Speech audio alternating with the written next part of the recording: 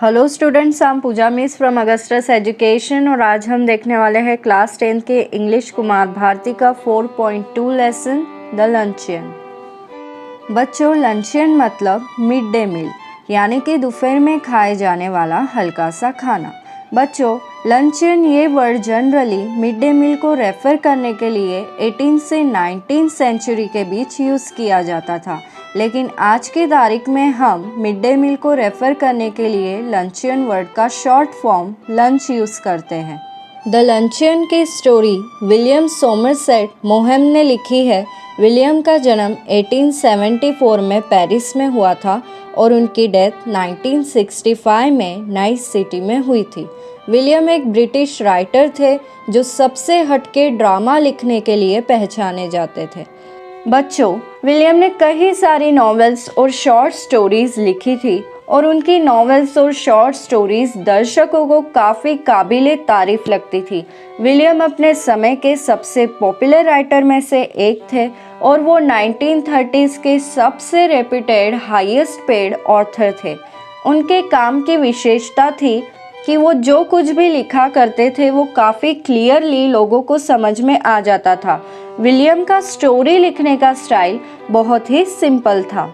बच्चों, विलियम सबसे अलग राइटर इसलिए थे क्योंकि वो दुनिया के हर कोने में घूम चुके थे। अलग अलग कल्चर का उन्हें कंप्लीट नॉलेज था और इसीलिए अलग अलग कल्चर से बिलोंग करने वाले लोगों के नेचर को वो अपनी कहानियों में अच्छे से बता पाते थे। उनमें इंसानों को परखने की समझदारी थी। बच्चों, द लंचियन शॉर्ट स्टोरी दरअसल विलियम के ज़िंदगी की कहानी का एक हिस्सा है। द लंचियन एक काफ़ी डिलाइटफुल और फनी स्टोरी है जो राइटर के ज़िंदगी में हुई थी। द लंचियन कहानी में ये बताया गया है कि जब विलियम जवान थे तब एक लड़की ने उन्हें डेट के लिए प्रपोज किया था। विलियम को ऐसा लग रहा था कि शायद वो लड़की उनके नॉवेल के आर्ट को बहुत ज़्यादा पसंद करती है और इसी के कारण उस लड़की ने विलियम को डेट के लिए पूछा है। उस लड़की के साथ डेट पर जाने के बाद विलियम के साथ क्या हुआ ये जानने के लिए आइए बढ़ते हैं लेसन की ओर। मेरी नज़र उस औरत से एक नाटक के दौरान मिली और उसने मुझे ज़ोर से चिल्लाते हुए अपने करीब बैठने के लिए कहा। मैं अपनी सीट से शो के इंटरवल के समय उठा और उस औरत के बाजू में जाकर बैठ गया। मुझे उसे देखे हुए काफ़ी लंबा समय हो गया था। अगर किसी ने उसका नाम मेरे सामने न लिया होता तो मैं कभी नहीं पहचान पाता कि वो औरत कौन है, लेकिन उसने मुझे इतने सालों बाद भी पहचान लिया। हमारी पहली मुलाकात को कई साल बीत चुके हैं। कैसे वक्त इतने जल्दी गुजर गया। हम में से अब कोई भी जवान नहीं रहा। क्या तुम्हें हमारी पहली मुलाकात याद है? तुमने मुझे लंच के लिए पूछा था। लंच? क्या मुझे याद है? ये बात 20 साल पुरानी है।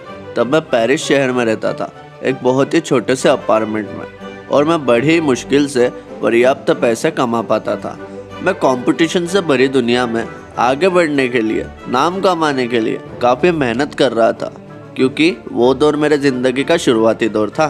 तब मैं नॉवेल्स लिखा करता था और फिर एक दिन एक लड़की ने मेरी लिखी हुई किताब पढ़ी और मुझे लेटर लिखा। अब उस लड़की ने लेटर में मेरी बहुत तारीफ़ की थी।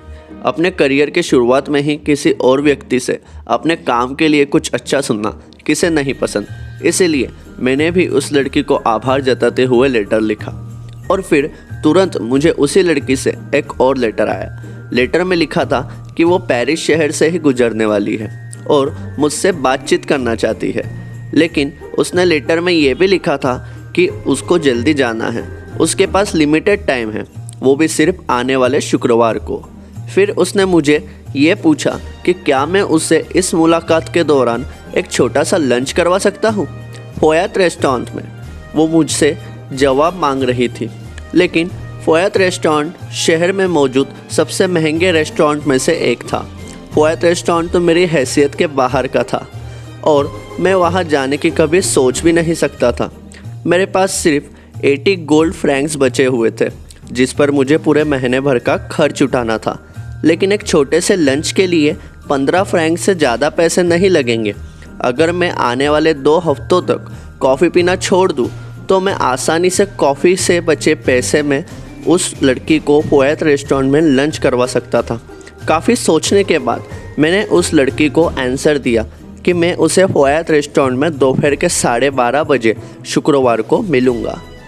बच्चों, फ्रैंक एक बेसिक यूनिट ऑफ मनी है और फ्रैंक को फ्रेंच कॉइन भी कहा जाता है। ये कॉइन कुछ कंट्रीज़ में यूज़ किया जाता है, जनरली ऐसी कंट्रीज़ में जहाँ पर फ्रेंच भाषा बोली जाती है, जैसे कि फ्रांस, बेल्जियम और स्विट्ज़रलैंड। बच्चों, अगर हम आज के तारीख के हिसाब से 80 फ्रैंक का इंडियन रुपीज़ में हिसाब निकालें तो ये लगभग 6,435.2 रुपीज़ होते हैं। जब मैं शुक्रवार को 12:30 बजे उस रेस्टोरेंट में पहुंचा, तब मैंने उस लड़की को देखा। दिखने में वो आकर्षित होने के बजाय काफ़ी प्रभावशाली थी, शरीर में बड़ी थी और मैनर वाली थी। वो नेचुरल होने के बजाय काफ़ी बनावटी लग रही थी, यानी कि उसने अपने आप को सुंदर बनाने के लिए अपने चेहरे पर बहुत सारी लीपा पोती की थी, यानी मेकअप लगाया था। मुझे इम्प्रेस करने के लिए वो अपने पूरे दांत दिखा रही थी, अपने पूरे दांत दिखा कर हंस रही थी, जो कि बहुत ही बड़े, सफ़ेद और सारे के सारे एक ही लाइन में थे। वो ज़रूरत से ज़्यादा ही हंस रही थी। शायद वो ये दिखा रही थी कि उसके दांत बहुत ही परफेक्ट और उसके दांतों में ज़रा सी भी गैप नहीं है। वो बहुत ही बातें कर रही थी। उसकी बातों से ये लग रहा था कि वो मेरे बारे में बात करना चाहती है, इसलिए मैं खुद को तैयार कर रहा था उसकी बातें ध्यान से सुनने के लिए। जब टेबल पर मेन्यू कार्ड लाया गया तब मैं चौंक गया, क्योंकि मेन्यू में हर एक चीज़ की कीमत मेरे लगाए हुए अंदाजे से कई गुना ज़्यादा थी। लेकिन उस लड़की ने मुझे भरोसा दिलाया कि मैं कभी भी लंच में ज़्यादा कुछ नहीं खाती। अरे आप घबराइए मत, मैं यहाँ लंच करने नहीं आई हूँ। मैं तो बस आपसे एक बार मिलना चाहती थी, और वैसे भी मैं कभी भी लंच के लिए कुछ नहीं खाती। ओ प्लीज़, ऐसा मत कहिए, आप मेरी मेहमान हैं। मैं कभी भी एक से ज़्यादा चीज़ें नहीं खाती हूँ। मुझे ऐसा लगता है कि लोग आजकल दोपहर के खाने में कुछ ज़्यादा ही खाना खाने लगे हैं। मैं शायद एक छोटी मछली खाना पसंद करूँगी, पर मुझे नहीं लगता कि इस रेस्टोरेंट में सैमन मछली मिलेगी। बच्चों, सैमन मछली एक बोनी फिश है जो अटलांटिक ओशन में पाई जाती है। सैमन मछली को इंडिया में रैवस नाम से भी जाना जाता है। वेल, ये साल की शुरुआत थी, इसीलिए रेस्टोरेंट के मेनू कार्ड में सैमन फिश नहीं थी। लेकिन फिर भी मैंने वेटर से सैमन फिश के बारे में पूछा। एक्सक्यूज मी वेटर, क्या आपके पास सैमन फिश है? हाँ, एक बहुत ही खूबसूरत ताज़ी सैमन मछली बस अभी अभी हमारे रेस्टोरेंट में आई है। और सर, आप बहुत ही लकी हैं क्योंकि ये पहले ही सैमन मछली है। ठीक है, फिर एक सैमन मछली लेकर आओ मेरे मेहमान के लिए। मैडम, जब तक सैमन मछली पकती है तब तक क्या आप कुछ और लेना पसंद करेंगी? नहीं, मैं कभी भी एक से ज़्यादा चीज़ें नहीं खाती हूँ, सिवाय एक लिटिल कैवियर के। मुझे कोई एतराज़ नहीं है छोटी सी कैवियर ट्राई करने में। बच्चों, कैवियर मतलब फिश के पेट में पाए जाने वाले सॉल्टी एग्स। ये डिश सबसे एक्सपेंसिव फूड आइटम्स में से एक होती है और कैवियर को जनरली किसी भी चीज़ पर स्प्रेड और गार्निश कर खाया जाता है। अरे बाप रे, अब मैं क्या करूं? मैं तो कैवियर एफोर्ड नहीं कर सकता, मेरे जेब में इतना पैसे नहीं हैं। पर ये बात मैं अपने मेहमान से भी तो नहीं कह सकता। क्यों ना मैं अपने लिए मटन चॉप्स ऑर्डर कर दूं, जो कि मेनू कार्ड की सबसे सस्ती डिश है। क्या आप लंच में मटन चॉप खा रहे हैं? मुझे लगता है कि आपको लंच में क्या खाना चाहिए और क्या नहीं, इस बात की समझ नहीं है। और अगर मुझसे पूछा जाए तो मैं अपने पेट को ज़्यादा भरने पर विश्वास नहीं करती हूँ। ये लीजिए मैडम, आपका लजीज खाना। वाह, कितनी अच्छी खुशबू आ रही है। मुझे बहुत ज़ोरों से भूख लग रही है। फिर वो कैवियर खा गई और सामने पड़ी सैमन भी खा गई, और वो बड़े ही खुश मिजाज अंदाज में मुझसे आर्ट, म्यूज़िक और मेरे नॉवेल के बारे में बात कर रही थी। पर मेरे दिमाग में एक ही बात घूम रही थी कि अब बिल कितना आएगा, बिल कितना आएगा। सर, आपके लिए मटन चॉप्स।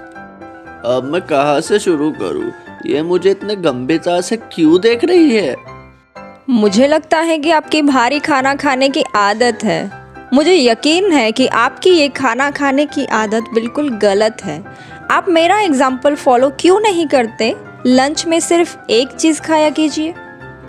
वैसे तो मैं अब कुछ नहीं खाना चाहती, लेकिन अगर आपके पास बड़े एस्पैरागस है तो मैं ज़रूर ट्राई करना चाहूँगी। मुझे बुरा लगेगा अगर एस्पैरागस ट्राई किए बिना मुझे पेरिस छोड़कर जाना पड़े। बच्चों, एस्पैरागस यानी कि शतावरी ये एक ग्रीन प्लांट है जो 2 सालों तक जिंदा रहता है। इसके लीव्स लंबी और नीडल जैसी होती है। ये प्लांट काफ़ी हेल्दी और ज्यूसी होता है। क्या एस्पैरागस? मेरा दिल बैठा जा रहा है। मैंने एस्पैरागस को दुकान में बिकते हुए देखा था और वो हद से ज़्यादा महंगे थे। मेरे मुंह में भी उन्हें देखते बराबर पानी आ गया, लेकिन मैं उन्हें खरीद नहीं पाया। मैं ज़रा से भी भूखी नहीं हूँ, लेकिन अगर आप कहेंगे तो मुझे एस्पैरागस खाने में कोई एतराज़ नहीं है। वेटर, एक एस्पैरागस लेकर आना। क्या आप एक भी एस्पैरागस नहीं खाएंगे? नहीं, मैं एस्पैरागस नहीं खाता। हम दोनों एस्पैरागस के पकने का वेट कर रहे थे और घबराहट ने मुझे पूरी तरह जकड़ लिया था। अब सवाल ये नहीं था कि मेरे पास महीने भर का खर्च उठाने के लिए कितने पैसे बचते हैं, बल्कि अब तो मेरे मन में ये शंका हो रही थी कि क्या मेरे पास बिल भरने जितने पर्याप्त पैसे बचे हैं। कितना शेमफुल होगा अगर बिल भरने के लिए मेरे पास 10 फ्रैंक कम पड़े तो मुझे ज़बरदस्ती अपने मेहमान से वो पैसे उधार लेने पड़ेंगे।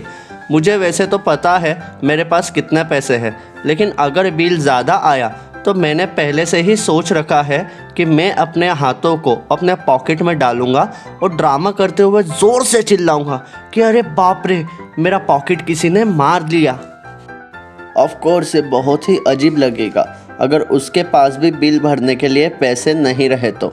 फिर मेरे पास एक ही रास्ता बचेगा और वो ये है कि मैं अपनी घड़ी वहाँ काउंटर पर जमा करवा दूंगा और उनसे कहूँगा कि मैं वापस आऊँगा और उनकी रकम जमा करवा कर ये घड़ी छुड़वा कर ले जाऊँगा। तब तक के लिए रकम के तौर पर वो उसे अपने पास रखे। ये आया आपका गर्मा गर्म एस्पैरागस मैडम। एस्पैरागस को देखते ही वो जंगलियों की तरह अपना मुंह एस्पैरागस से भरकर चबा चबा कर एस्पैरागस को गीटने लगी। आखिर में उसने एस्पैरागस को पूरी तरह चट कर लिया। अब क्या आप कॉफ़ी लेना पसंद करेगी? हाँ, सिर्फ एक आइसक्रीम और कॉफ़ी। मुझे अब कोई फर्क नहीं पड़ता कि चाहे बिल कुछ भी आए। मुझे अब किसी भी चीज़ की दिलचस्पी नहीं है।